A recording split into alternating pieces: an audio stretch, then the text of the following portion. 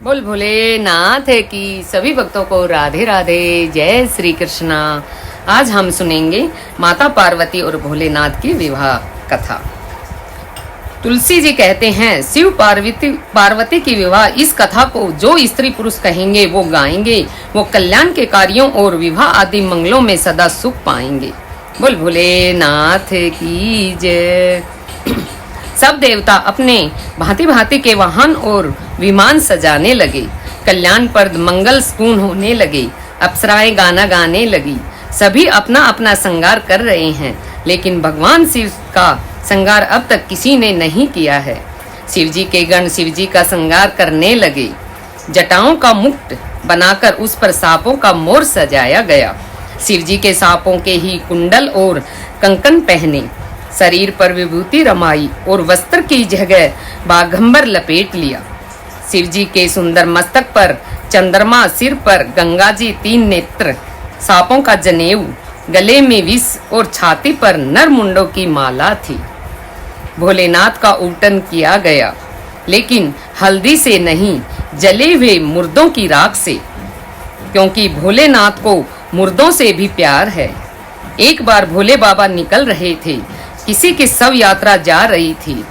लोग कहते हुए जा रहे थे, राम नाम सत्य है, राम नाम सत्य है। भोलेनाथ ने सुना कि ये सब मेरे राम का नाम लेते हुए जा रहे हैं, ये सभी मेरी पार्टी के लोग हैं, क्योंकि मुझे राम नाम से बहुत प्यार है। लेकिन जैसे ही लोगों ने उस मुर्दे को जलाया तो लोगों ने राम नाम सत्य कहना बंद कर दिया और सभी वहां से चले गए। बोल भोलेनाथ की जय। भोलेनाथ ने कहा, अरे इन सब ने राम नाम सत्य कहना बंद कर दिया, इनसे अच्छा तो ये मुर्दा है जिसने राम का नाम सुनकर यहाँ राम नाम की समाधि लगा दी। मुझे तो इनकी चिता से ही और इनकी भस्म से ही प्रेम है, इसलिए मैं इसकी भस्म को अपने शरीर पर धारण करूंगा। एक हाथ में त्रिशूल और दूसरे हाथ में डमरू सुशोभित है। शिवजी बैल पर चढ़कर चले, बाजे बज रहे हैं। शिवजी को देखकर देवांगनाएं मुस्कुरा रही है और कहती हैं कि इस वर के योग्य दुल्हन संसार में नहीं मिलेगी। बोल पार्वती मैया की जय। विष्णु और ब्रह्मा आदि देवताओं के समूह अपने अपने वाहनों सवारियों पर चढ़कर बारात में चले। तब विष्णु भगवान ने सब दिक्पालों को बुलाकर हंसकर ऐसा कहा, सब लोग अपने अपने दल समेत अलग अलग होकर चलो। ए भाई, हम लोगों की यह बारात वर के योग्य नहीं है, क्या पराये नगर में जाकर हंसी कराएंगे? विष्णु भगवान की बात सुनकर देवता मुस्कुराए और वे अपनी अपनी सेना सहित अलग अलग हो गए। महादेव जी यह देखकर मन ही मन मुस्कुराते हैं कि विष्णु भगवान के व्यंग वचन दिल लगी नहीं छूटते।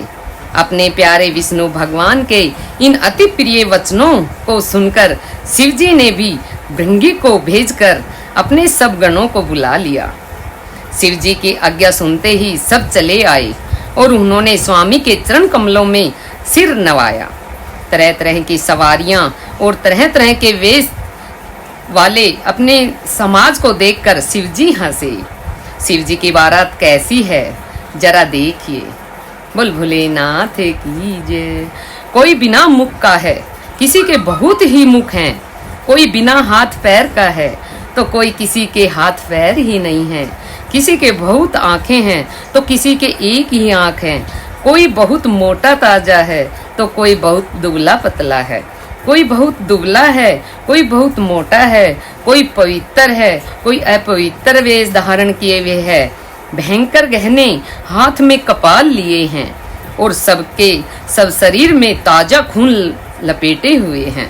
गधे, कुत्ते, सुअर और सियार से उनके मुख हैं। गणों के अनगिनत वेशों को कौन कौन गिने। बहुत प्रकार के प्रेत, पिशाच और योगिनी को जमाते हैं, उनका वर्णन करते नहीं बनता। भूत प्रेत नाचते और गाते हैं, वे सब बड़े मौजी हैं, देखने में बहुत ही बेढंगे जान पड़ते हैं और बड़े ही विचित्र ढंग से बोलते हैं। जैसा दुल्हा है अब वैसी ही बारात बन गई। बोल भोलेनाथ की जय। आप सोच रहे होंगे कि भोलेनाथ इन भूत प्रेत को लेकर क्यों जा रहे हैं। इसके पीछे भी एक कथा है। जिस समय भगवान राम का विवाह हो रहा था, उस समय सभी विवाह में पधारे थे, सभी देवता, सभी गंधर्व इत्यादि। भोलेनाथ भी विवाह में दर्शन करने के लिए जा रहे थे। तभी भोले बाबा ने देखा कुछ लोग मार्ग में बैठकर रो रहे हैं। शिव कृपा के धाम हैं और करुणा करने वाले हैं। भोलेनाथ ने उनसे पूछा कि तुम क्यों रो रहे हो? आज तो मेरे राम का विवाह हो रहा है, आप रो रहे हो? राम जी के विवाह में नहीं चल रहे। तो वो बोले, हमें कौन लेकर जाएगा? हम अमंगल है, हम अपशगुन हैं। दुनिया के घर में कोई भी शुभ कार्य हो तो हमें कोई नहीं बुलाता है। भोलेनाथ का हृदय करुणा से भर गया। तुरंत बोल पड़े कि कोई बात नहीं है, राम के विवाह में मत जाना, तुम मेरे विवाह में जरूर चलना। तुम सारे अमंगल अपशगुन आ जाना। इसलिए आज सभी मौज मस्ती में शिव विवाह में झूमते हुए जा रहे हैं। बारात को नगर के निकट आई, सुनकर नगर में चहल पहल मच गई, जिससे उनकी शोभा बढ़ गई। अगवानी करने वाले लोग बनाव श्रृंगार करने तथा नाना प्रकार की सवारियों को सजाकर आदर सहित बारात को लेने चले। देवताओं के समाज को देखकर सब मन में प्रसन्न हुए और विष्णु भगवान को देखकर तो बहुत ही प्रसन्न हुए। किंतु जब शिवजी के दल को देखने लगे, तब तो उनके सब वाहन, सवारियां, हाथी, घोड़े, रथ डर कर भाग गए। क्या कहें, कोई बात नहीं कही जाती। यह बारात है या यमराज की सेना। दुल्हा पागल है और बैल पर सवार है। सांप, कपाल और राख ही उसके गहने हैं। दुल्हे के शरीर पर राख लगी, सांप और कपाल के गहने हैं। वह नंगा, जटाधारी और भयंकर है। उसके साथ भयानक मुख वाले भूत, प्रेत, पिशाच, योगिनी और राक्षस हैं। जो बारात को देखकर जीता बचेगा, सचमुच उसके बड़े ही पुण्य हैं और वही पार्वती का विवाह देखेगा। वो पार्वती मैया की जय। लड़कों ने घर घर यही बात कही। शिव का चंद्रशेखर रूप, पार्वती की माता मैना के भीतर अहंकार था। आज भोलेनाथ इस अहंकार को नष्ट करना चाहते हैं। इसलिए उन्होंने भगवान विष्णु और ब्रह्मा जी से कहा, आप दोनों मेरी आज्ञा से अलग अलग गिरिराज के द्वार पर पहुंचिए। शिव जी की आज्ञा मानकर भगवान विष्णु सबसे पहले हिमवान के द्वार पर पधारे। मैना पार्वती की माता ने शुभ आरती सजाई और उनके साथ ही स्त्रियां उत्तम मंगल गाती गाना गाने लगी। सुंदर हाथों में सोने का थाल शोभित है। इस प्रकार मैना हर्ष के साथ शिवजी का परछन करने लगी।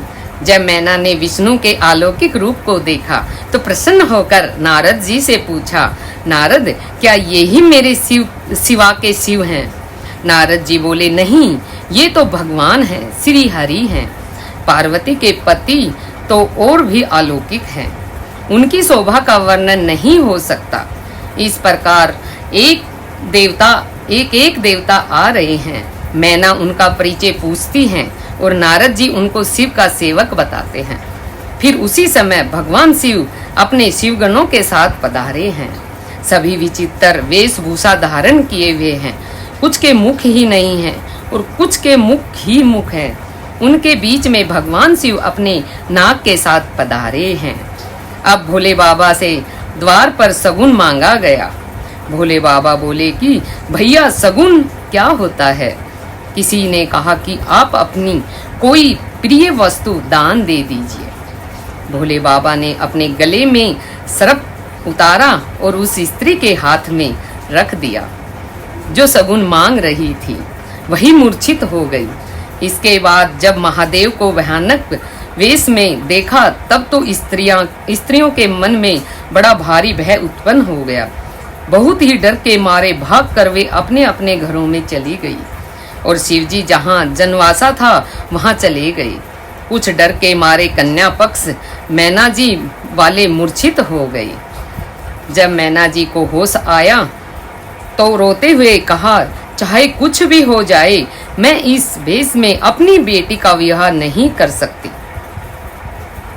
उन्होंने पार्वती से कहा, मैं तुम्हें लेकर पहाड़ से गिर पड़ूंगी, आग में जल जाऊंगी, समुद्र में कूद पड़ूंगी, चाहे घर उजड़ जाए और संसार भर में अपकीर्ति फैल जाए, पर जीते जी मैं इस बावले वर से तुम्हारा विवाह नहीं करूंगी।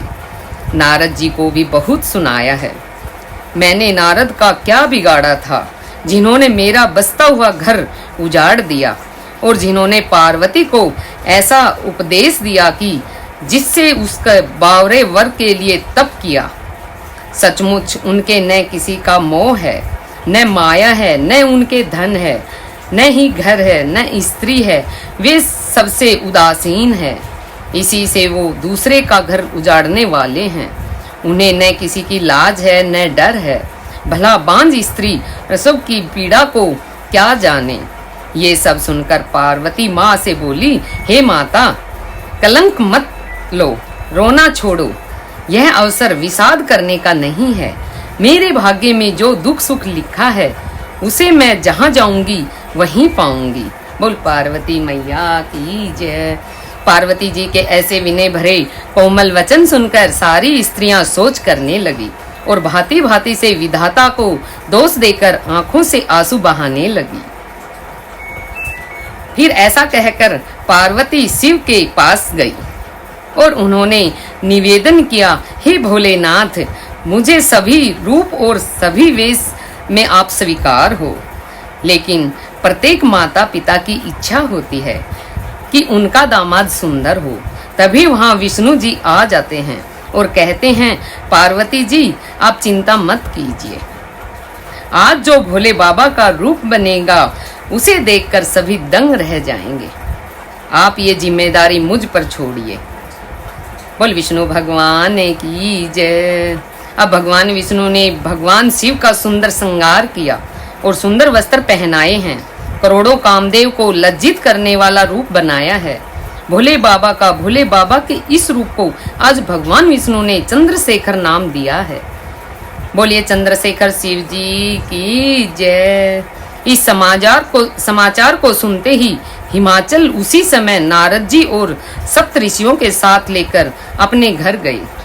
तब नारद जी ने पूर्व जन्म की कथा सुनाकर सबको समझाया और कहा कि हे मैना, तुम मेरी सच्ची बात सुनो। तुम्हारी ये लड़की साक्षात जगजननी भवानी है। पहले ये दक्ष के घर जाकर जन्मी थी, तब इनका सती नाम था। बहुत सुंदर शरीर पाया था। वहां भी सती शंकर जी से ही विवाह की गई थी। बोल सती माता की जय। एक बार मोहवश इन्होंने शंकर जी का कहना नहीं माना और दक्ष के घर यज्ञ में चली गई। फिर इनसे शिव का अपमान देखा नहीं गया और इन्होंने अपना देह त्याग कर आपके घर पार्वती के रूप में जन्म लिया है। ऐसा जानकर संदेह छोड़ दो। पार्वती तो सदा ही शिव जी की प्रिय अर्धांगिनी है। आप ये भी चिंता ना करो कि भोले बाबा का रूप ऐसा है। ऐसा जानकर संदेह छोड़ दो। पार्वती तो सदा ही शिव जी की प्रिया अर्धांगिनी है। आप देखना भोले बाबा के नए रूप को, जिसे भगवान हरि ने स्वयं अपने हाथों से सजाया है। तब नारद के वचन सुनकर सबका विवाद मिट गया और क्षण भर में ही यह समाचार सारे नगर में घर घर में फैल गया।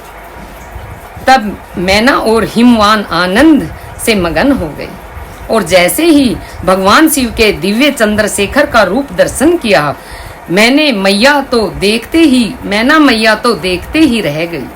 उन्होंने अपने दामाद की शोभा देखी और आरती उतारकर घर में चली गई। शिव पार्वती विवाह। बोल भोलेनाथ की जय। नगर में मंगल गीत गाए जाने लगे और सबने भांति भांति के सुवर्ण के कलश सजाए।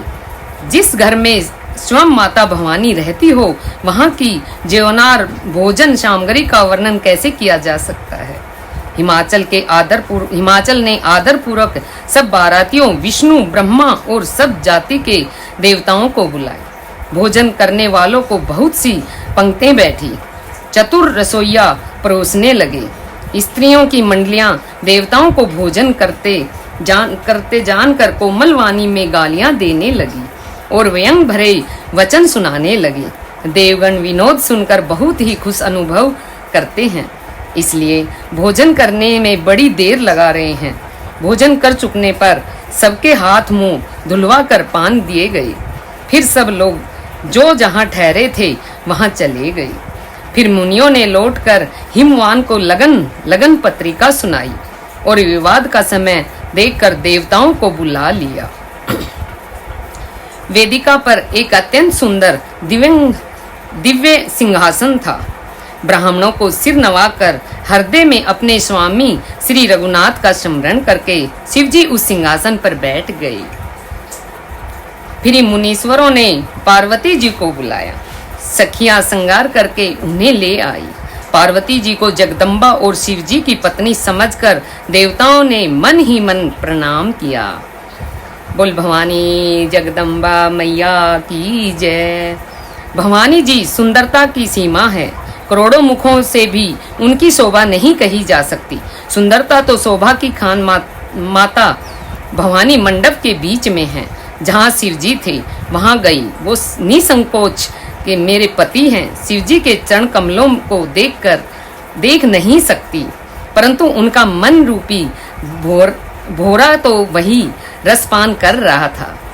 पर्वतराज हिमाचल ने हाथों में कुश लेकर तथा कन्या का हाथ पकड़कर उन्हें भवानी शिव पत्नी जानकर शिवजी को समर्पण किया। जब महेश्वर शिवजी ने पार्वती का पानी ग्रहण किया तब इंद्र आदि सब देवता हृदय में बड़े ही हर्षित हुए। श्रेष्ठ मुनिगण वेद मंत्रों का उच्चारण करने लगे और देवगण शिवजी का जय जयकार करने लगे। अनेकों प्रकार के बाजे बजने लगे। आकाश में नाना प्रकार के फूलों की वर्षा हुई। शिव पार्वती का विवाह हो गया। सारे ब्रह्मांड में आनंद भर गया। बोल भोलेनाथ पार्वती मैया की जय। बहुत प्रकार का दहेज देकर फिर हाथ जोड़कर हिमाचल ने कहा कि हे शंकर, आप पूर्ण काम में मैं आपको क्या दे सकता हूँ। इतना कहकर वे शिवजी के चरण कमल पकड़कर रह गए। तब कृपा के सागर शिवजी ने अपने ससुर को सभी प्रकार से समाधान किया। फिर प्रेम से परिपूर्ण हृदय मैना जी ने शिवजी के चरण कमल पकड़े और कहा, हे नाथ, यह उमा मुझे मेरे प्राणों के समान प्यारी है। आप इसे अपने घर की टहलनी बनाइएगा और इसके सब अपराधों को क्षमा करते रहिएगा। अब प्रसन्न होकर मुझे यही वर दीजिए। शिवजी ने बहुत तरह से अपनी सास को समझाया। फिर माता ने पार्वती को बुला लिया और गोद में बिठाकर यह सुंदर सीख दी, हे पार्वती, तू सदा शिवजी के चरणों की पूजा करना। नारियों का यही धर्म है।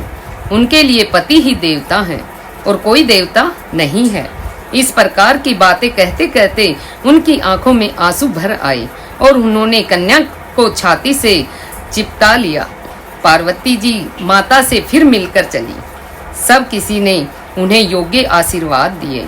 हिमवान अत्यंत प्रेम से शिवजी को पहुंचाने के लिए साथ चले। वृषकेतु शिवजी के बहुत तरह से उन्हें संतोष कराकर विदा किया। पर्वतराज हिमाचल तुरंत घर आए और उन्होंने सब पर्वतों और सरोवरों को बुलाया। हिमवान ने आदर, दान, विनय और बहुत सम्मान पूर्वक सबकी विदाई की। जब शिवजी कैलाश पर्वत पर पहुंचे तब सब देवता अपने अपने लोकों को चले गए।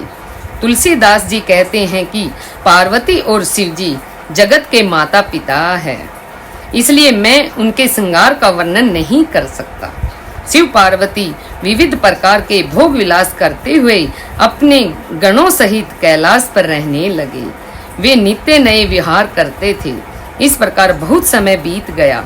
तब 6 मुख वाले पुत्र स्वामी कार्तिक का जन्म हुआ, जिन्होंने बड़े होने पर युद्ध में तारकासुर को मारा। वेद शास्त्र और पुराणों में स्वामी कार्तिक के जन्म की कथा प्रसिद्ध है और सारा जगत उसे जानता है। बोल कार्तिक भगवान की जय।